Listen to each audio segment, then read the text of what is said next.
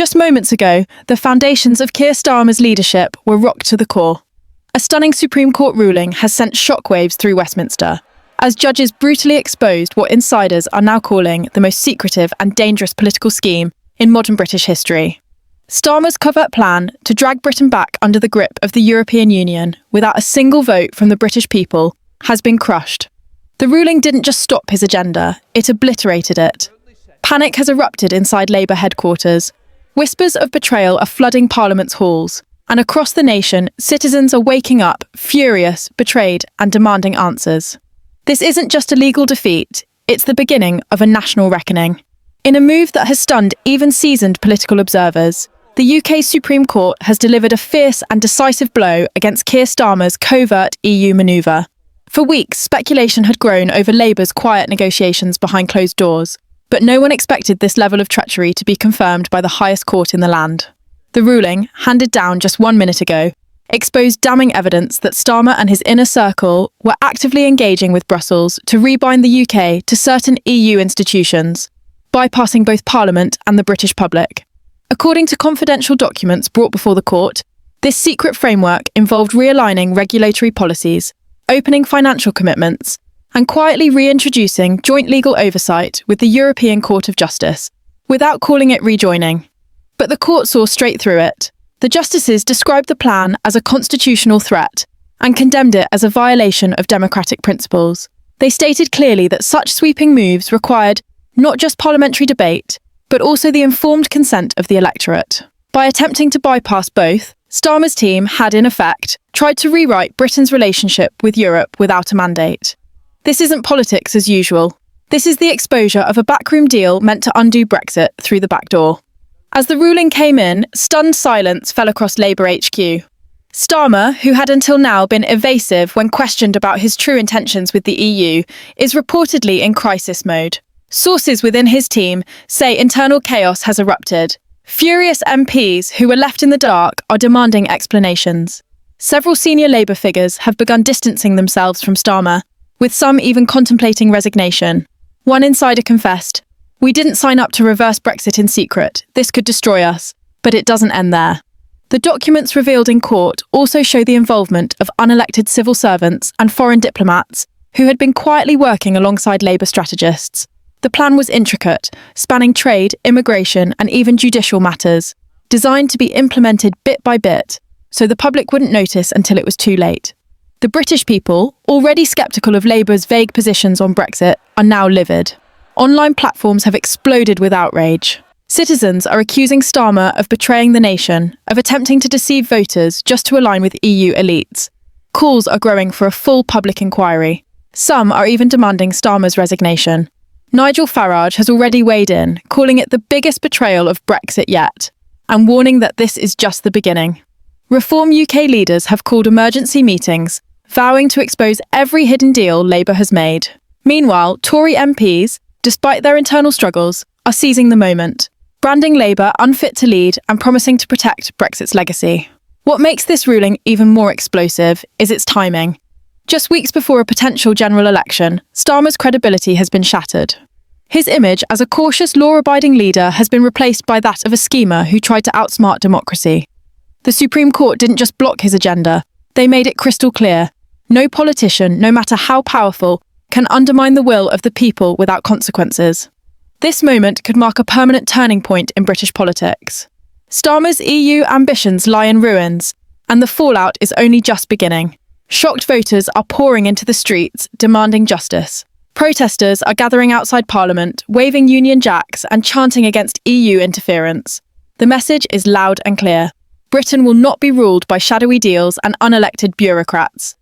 The spirit of Brexit, long dismissed by London elites, is roaring back with a vengeance. The Supreme Court's ruling has not only stopped Starmer, it has reignited a national firestorm. This is no longer just a legal case, it's a war for the soul of the nation. The shock of the Supreme Court ruling is still rippling through every corner of British politics.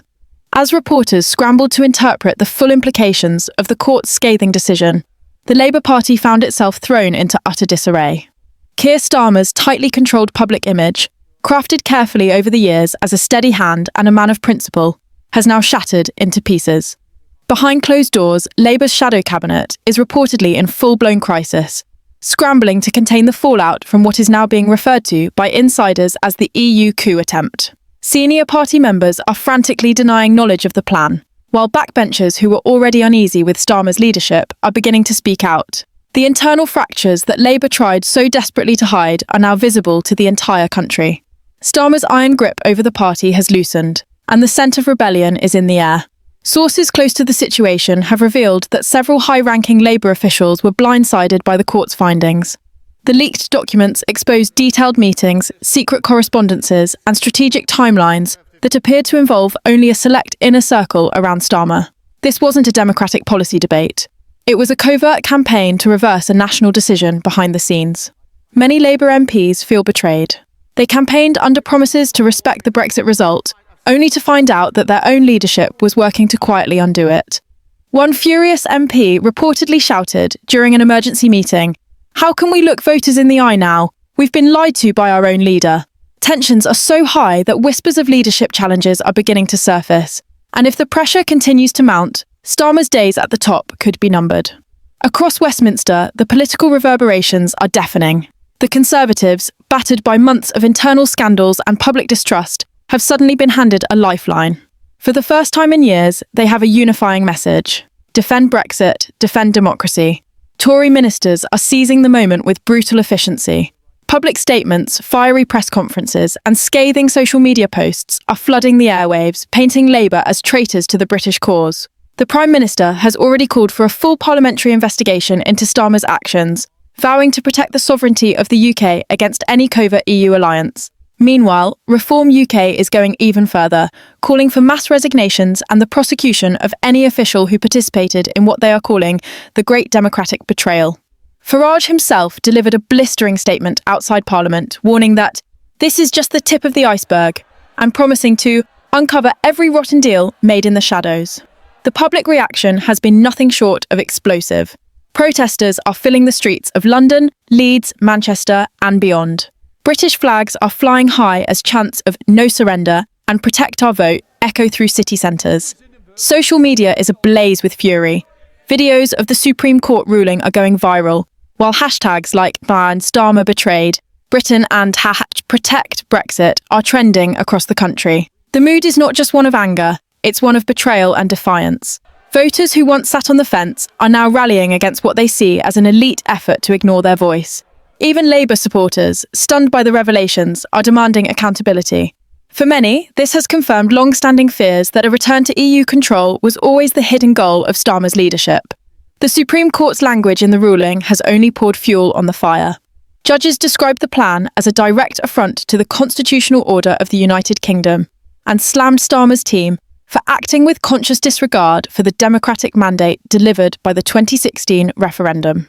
Never before has the court issued such a politically charged condemnation. Legal scholars are already calling this one of the most significant rulings in British political history. It has drawn a firm legal line in the sand. No political leader, no matter how powerful or popular, can rewrite Britain's relationship with the world in secret. The court's message was crystal clear: democracy is not optional. Meanwhile, European officials are reeling. Brussels had maintained a public stance of neutrality towards Starmer, but the leaked documents suggest otherwise. Reports now indicate that EU leaders were not just aware of the secret plan, they were actively supporting it. Financial commitments, diplomatic endorsements, and joint legal frameworks had already been quietly discussed.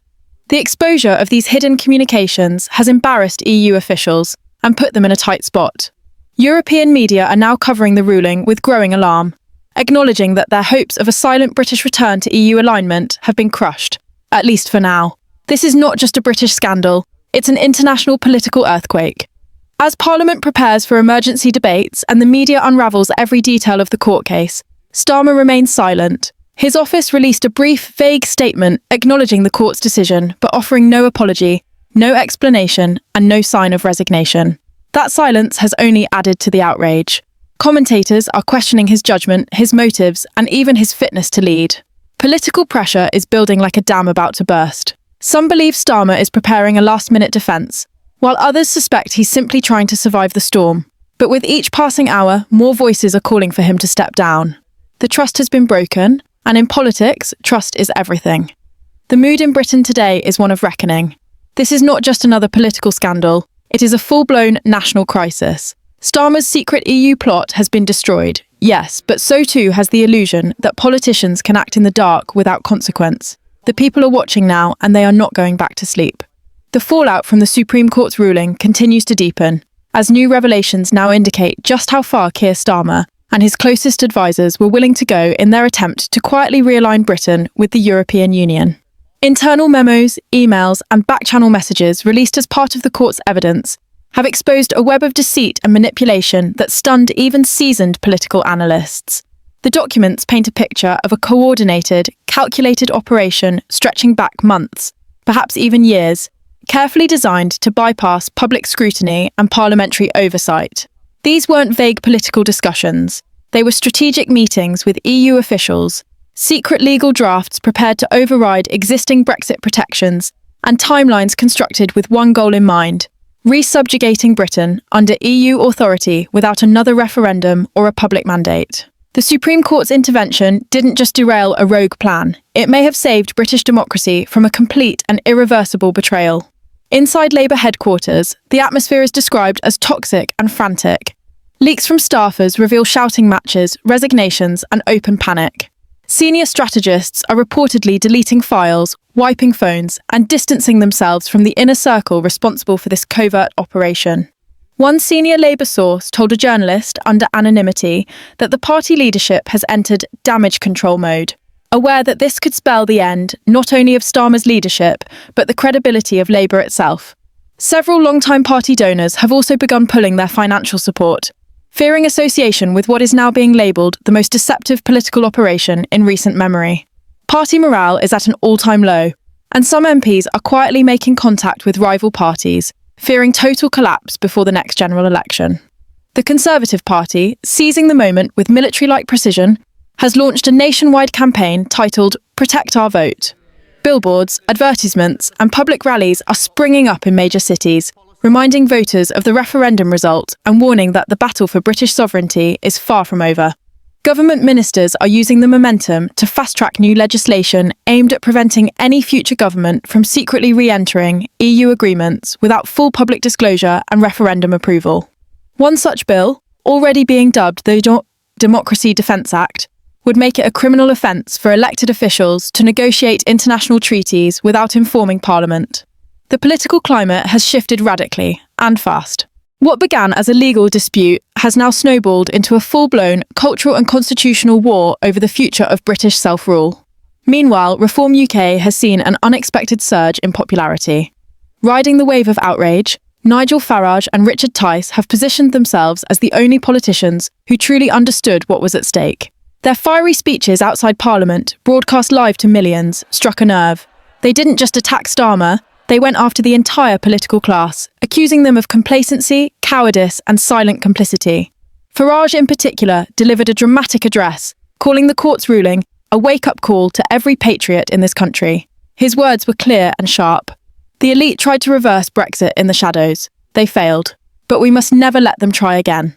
Crowds erupted in applause, and many political observers are now predicting a seismic shift in the political landscape. With Labour in freefall and the Tories scrambling to hold ground, Reform UK is rapidly transforming from a fringe movement into a central political force.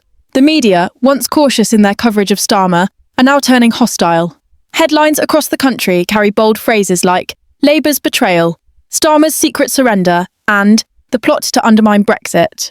Prominent broadcasters and columnists are demanding full accountability. On primetime television, legal experts are dissecting the court's language, noting how unusually damning it was.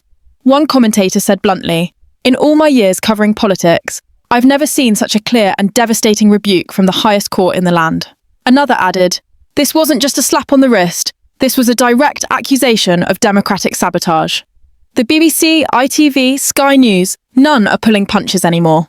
The illusion of Starmer as a statesman has evaporated in real time, replaced by the image of a man caught red-handed in a conspiracy that defied the very will of the people. At the heart of all this lies a burning question. Why? Why would a man who once claimed to respect the referendum result engage in such covert dealings with the very institution the British people voted to leave? The answer, according to some insiders, lies in Starmer's long-standing ideological allegiance to the EU. Though careful with his public words, Starmer has always surrounded himself with staunch Remainers and pro-EU academics. His legal background and previous support for a second referendum were signals, many now argue, of his true intentions. The Supreme Court ruling merely exposed what many suspected all along, that Starmer never truly accepted Brexit and was working step by step to undo it quietly. He underestimated the vigilance of watchdog groups, the courage of whistleblowers, and most importantly, the British people's unwavering commitment to the principle of self-determination. The coming days are likely to be among the most turbulent in modern British political history. Starmer faces mounting calls to resign, not just from political opponents, but from his own base. Grassroots activists are withdrawing support, party members are cancelling memberships, and local councils aligned with Labour are distancing themselves from the national leadership. Public petitions demanding his immediate removal have already gathered hundreds of thousands of signatures in less than 48 hours. Legal scholars are debating whether further criminal investigations could follow, depending on what else surfaces in the leaked communications.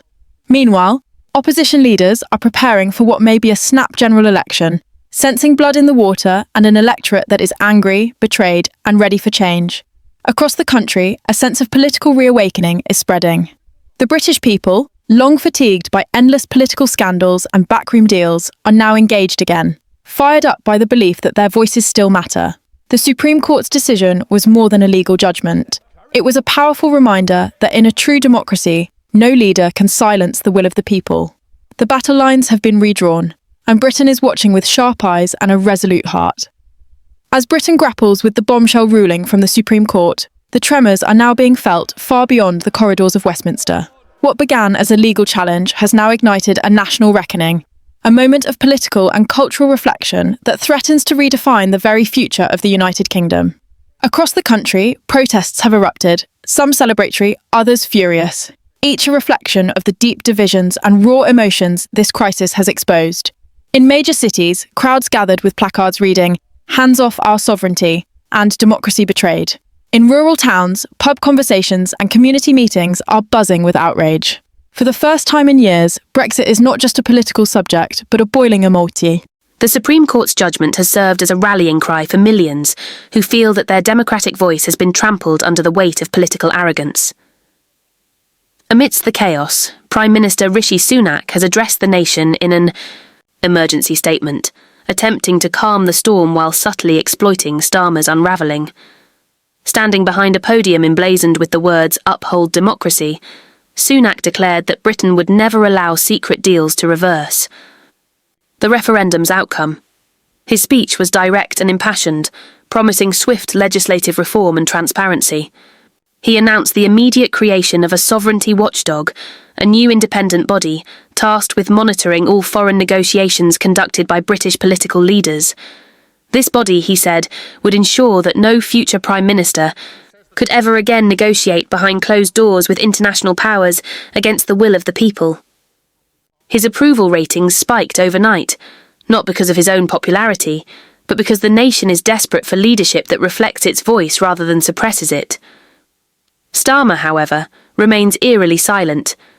The Labour leader has made no public appearance since the ruling, save for a brief and vague press release stating that he respects the court's decision.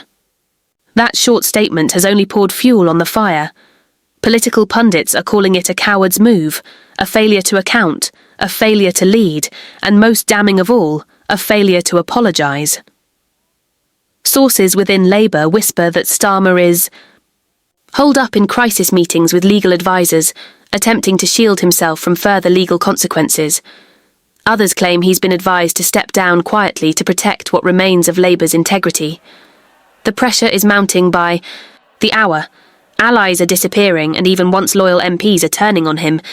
The sense of collapse is palpable, and many now believe that Starmer's career may be over in all but name. The impact on the Labour Party is catastrophic. For a party already struggling with internal divides, this scandal could be the final blow. Young voters, once energised by Labour's promises of change and fairness, are abandoning the party in waves. Social media is ablaze with betrayal hashtags, and influencers once aligned with Starmer are deleting their supportive posts. On the ground, local Labour branches are being flooded with calls and emails demanding answers. Councillors are resigning. Activists are quitting and donations are drying up. A political movement once hoping to ride a wave of progressive energy into power now finds itself drowning in scandal and shame. The damage is not just reputational, it is structural. A party without trust is a party without a future, and Labour may now be facing its most existential threat in modern history. Meanwhile, Reform UK is capitalising with unrelenting energy. Their messaging is fierce, focused and unafraid. They are not simply attacking Labour, they are drawing a line between themselves and the entire political establishment. In fiery speeches, they declare that the era of professional liars is over and that a new Britain must rise, one grounded in patriotism, truth and real democracy. Their rallies are swelling in size and their online presence has exploded. Every statement they release, every interview they give, is echoing across the country like a thunderclap. Their boldness has struck a chord with voters long disillusioned with both major parties. For many, Reform UK now represents not just an alternative but a lifeline, proof that political courage still exists and that the people are not powerless. Internationally, the fallout has also reached European shores. EU officials, previously silent, are now distancing themselves from Starmer. Brussels, eager to avoid the impression of foreign interference in British affairs, has issued a carefully worded statement denying any official collaboration with Starmer or his team. But the damage is already done. European trust in Starmer has been undermined, and any hopes of a future rapprochement have been significantly complicated. Foreign leaders are watching closely as Britain navigates this storm, and many are reassessing their diplomatic strategies. The scandal has not only shaken UK politics, it has altered the global perception of British leadership. No longer seen as stable or predictable, the UK now faces a new chapter in which its democratic resilience will be tested on the world stage. Within the judiciary, the Supreme Court's reputation has soared. In an age of political cynicism, the Court's decisive intervention is being praised as a rare act of institutional integrity. Legal scholars and commentators across the board have celebrated the ruling as a landmark moment in constitutional history. For many, it is a reassuring reminder that no politician, regardless of title or ambition, is above the rule of law. The ruling has reignited faith in the checks and balances that protect British democracy, proving that even in moments of national darkness, the system still holds the power to right itself. As the dust begins to settle, one thing is clear. This is no ordinary political scandal. It is a historic inflection point. The Supreme Court has not only exposed a secret plot, but also illuminated a deeper truth about the state of Britain's politics, a truth that voters can no longer ignore. Starmer's silence will not save him. The people have spoken through protest, through outrage, through action. They have reminded their leaders that sovereignty is not a chess piece to be moved behind closed doors. It is a sacred trust, handed down through generations, defended at the ballot box, and guarded by law. In this moment, Britain has been tested, and through fire, it may yet be reborn stronger, prouder, and more united in its purpose.